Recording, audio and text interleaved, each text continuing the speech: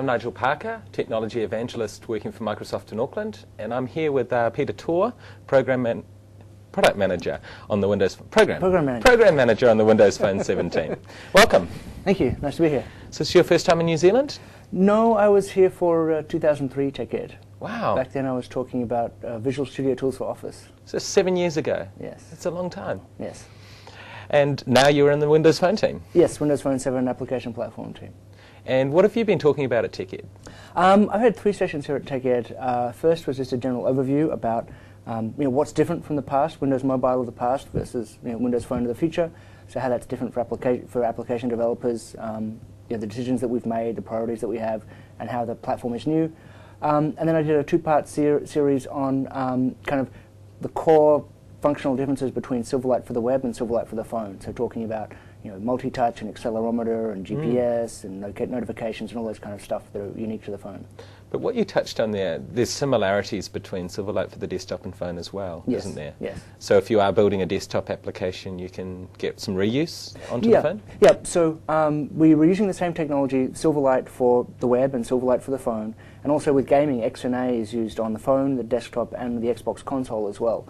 So for developers building Windows Phone applications, and that are interested about the addressable market, it's not really just how many phones are in market, but it's also how many phones, plus hundreds of millions of PCs, plus for Xbox, tens of millions of Xbox consoles.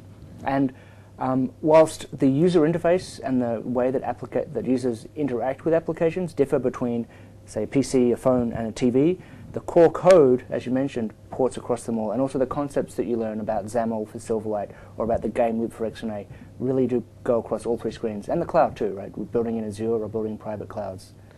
So that's really interesting because it means that, as you say, when we launch Windows Phone 7, there's not going to be a huge number of devices in market.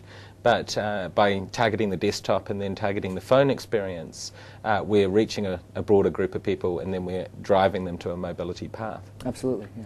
And the tools that we use for Windows Phone 7, I've heard that they're releasing soon?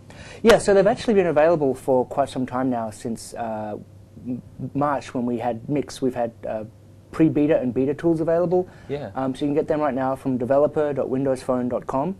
But on September 17th, 16th in the US, 17th here, the final RTM version of those tools will be made available. And so what that means is if you download the tools on that day, you can do the final build of your application that will be ready to submit to Marketplace. And that will also include things like the pivot and the panorama controls? Yes. So there are a few new controls that are coming with the final tools release. There's the panorama control, which lets you do those hub-based experiences. Yep. There's the pivot, which lets you do kind of the pivoting across multiple pieces of data. And of course there's Bing Maps, which lets you do mapping solutions. Oh, that's awesome.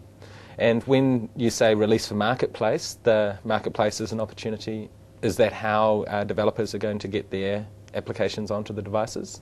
Yes, through the Windows Phone Marketplace, which will be opening for submissions in October. In October. We don't have an exact date for that yet. Great. Well, thank you, Peter. Enjoy the rest of the time here. Thank you very much for having me. Yeah, thanks for coming. No worries. Thank you.